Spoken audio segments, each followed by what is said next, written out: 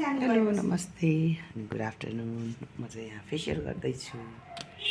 home facial हो यो चाहिँ हाम्रो चाहिँ यहाँ फेसियल हुँदैछ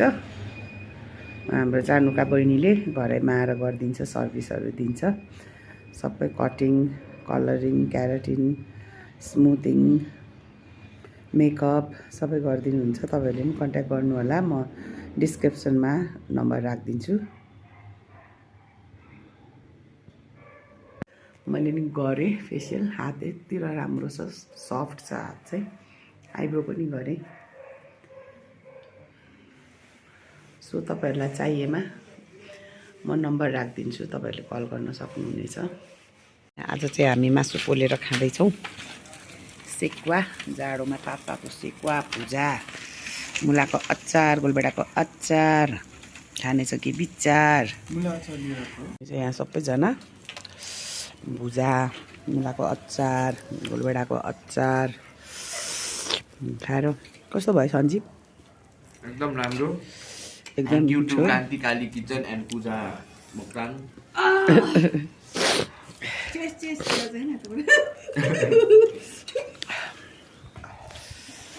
हाम्रो चाहिँ हैन क्याम्प फायरिङ मज्जाले भइराछ एकदम इन्जोइङ भइराछ यो चाहिँ मुस्ताङमै गा जस्तो भन्छ बा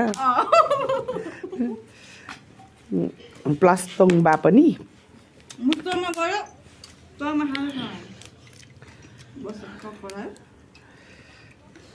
तङबाको पानी सरर भन्दै भेट्दियौ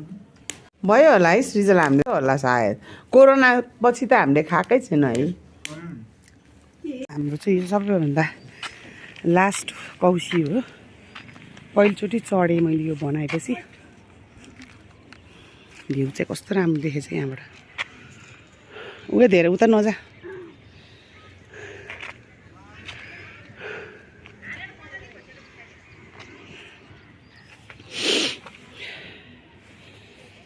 घाम ताप्ने कसरी यसमा पूजा चाहिँ यस्तो भत्काएको छ सबै अब आज एक दिन चाहिँ काम हुँदैन सायद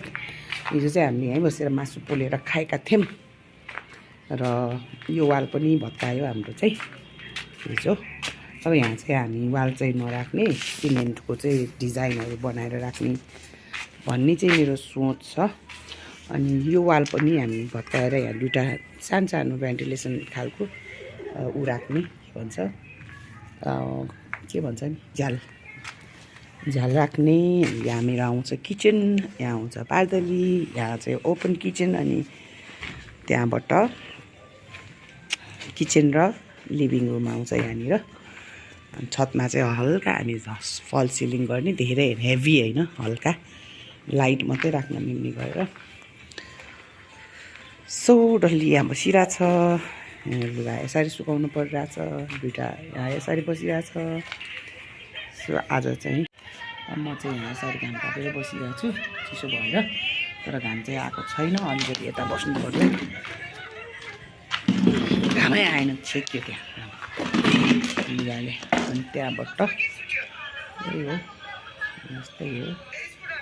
मेरो चाहिँ घरमा ढेँडो पाकेको छ यसमा चाहिँ मैले यहाँ कुखुराको मासु त्यहाँबाट लसुन र भटमासको अचार भटमास चाहिँ यहाँ छ अहिले खाने बेलामा मात्रै मिक्स गर्छु नत्र भटमास ओसिन्छ त्यहाँबाट यहाँ छ हाम्रो साग रायोको साग त्यहाँबाट यहाँ छ हाम्रो ढेँडो चाहिँ मैले चाहिँ आज कोदोको बनाएँ यहाँ चाहिँ ढेँडो यो चाहिँ कोदोको ढेँडो हो सो आज चाहिँ हामी अब फेरि ढेँडो खाँदैछौँ जाडोमा तातो तातो ढेँडो कसलाई मनपर्छ मैले चाहिँ यो जाने फैलाएको ताकि यो तलको यस्तो पापड चाहिँ साह्रै मिठो हुन्छ कि खानालाई चाहिँ फैलाएको हो यो पाकिसकेको छ हाम्रो ढेँडो चाहिँ अब यो चाहिँ मैले अहिले ओभनमा तताउँछु साग र मासु चाहिँ हालेको छु खाना नि हाम्रो पाकिसकेको छ अब राजिमबाट आउँछ अनि त्यस पछाडि तातो खाने हाम्रो चाहिँ ढेँडो भइसकेको छ खानालाई तरकारी पनि